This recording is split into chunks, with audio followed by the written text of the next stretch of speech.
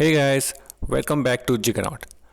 तो आज की स्टोरी है एक बैंकिंग फ्रॉड के बारे में कि कैसे एक इंसान ने एक मरे हुए इंसान का इंश्योरेंस करवा लिया और उसको पास भी करवा लिया, उसकी जो कवर अमाउंट थी वो भी ले ली, और कैसे उसने ये किया वो मैं आपको बताऊंगा आज।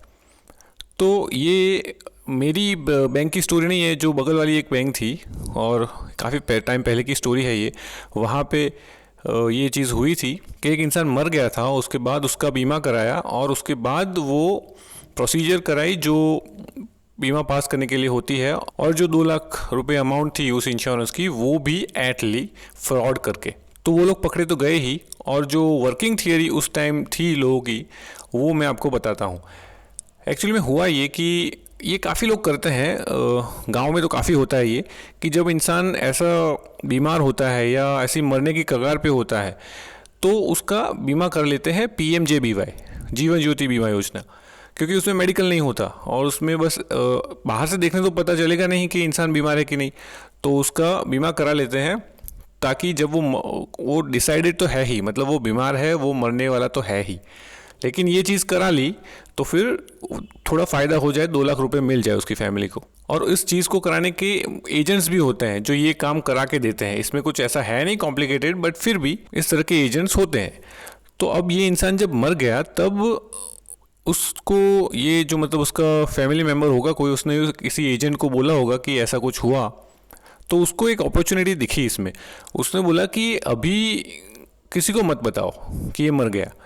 उसने क्या किया, जो उस गांव का जो बैंक मित्र था उसको वो मिला, और गांव में तो पहचान से ही काम होते हैं, लोग एक दूसरे को जानते ही होते हैं।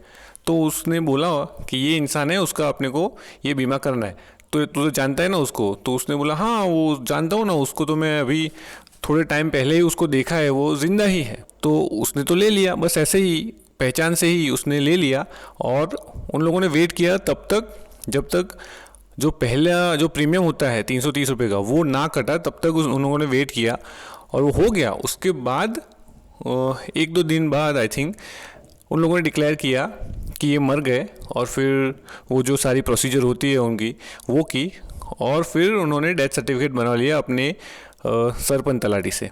अब सरपंच तलाटी भी घर के ही होते थे, तो वो भी उतना इन्वेस्टिगेट नहीं करते थे, उतनी शक की नज़र से नहीं देखते थे। उन्होंने बोला कि भाई इस तारीख को मर गया ये, तो उन्होंने मान लिया और उसी तरह बस बना के दे भी दिया डेथ सर्टिफिकेट। फिर उन्होंने जो प्रोसीजर करनी होती है एक इंश्योरेंस पास कराने की वो सब किया, और सब कुछ तो इन ऑर्डर ही था, पेपर वर्क तो सब कुछ था ही, तो उनको पैसे मिल गए। और कुछ टाइम ऐसा बीता और फिर पता नहीं कि ये बात बाहर कैसे आई, लेकिन वो आ गई और फिर वो सब पकड़े भी गए ही थे। लेकिन इसमें फिर बैंक को एक गलती नज़र आई थी। ऐसा बहुत होता था, ऐसे बहुत लोग करते थे। सो ओवरऑल इंडिया में ही ये चीज़ हो रही थी, तो फिर बैंक ने ये कूलिंग पीरियड इंट्रोड्यूस किया इस स्कीम के अंदर कि जिस दिन प्रीमियम कटे उसके 45 डेज के अंदर अगर इंसान मर जाता है तो उसको वो एलिजिबल नहीं होगा इस इंश्योरेंस के लिए। 45 डेज के बाद अगर उसकी डेथ होती है तो उसको मिलेगा इंश्योरेंस का अमाउंट, उससे पहले नहीं।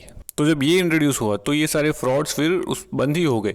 मतलब होता था कि इंसान बीमार है तो फिर कर लिया, लेकिन 45 डेज के बाद अगर वो मरता है तो दैट्स फाइन। एटलीस्ट जो मैंने अभी बताया उस टाइप के फ्रॉड तो बंद ही हो गए। अब हमको तो ये बताया जाता है कि इंसान को हमेशा नज़र के सामने देखो, उसके बाद ही उसका फॉर्म लो, तब भी उसका इंश्योरेंस करो। कभी भी भरोसे से या कभी भी किसी ने बोल दिया कि हाँ उसका लेना है तो ऐसा ही कभी किसी को मत दो। लेकिन गांव में तो विश्वास से काम चलता है, वह भरोसे से ही काम चलता है, लोग कर देते हैं ऐसे ही काम। तो इसी चीज़ की वजह से ये फ्रॉड हुआ। तो आज की स्टोरी बस यही थी।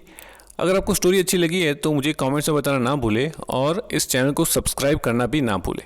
तो हम मिलते हैं नेक्स्ट वीडियो में।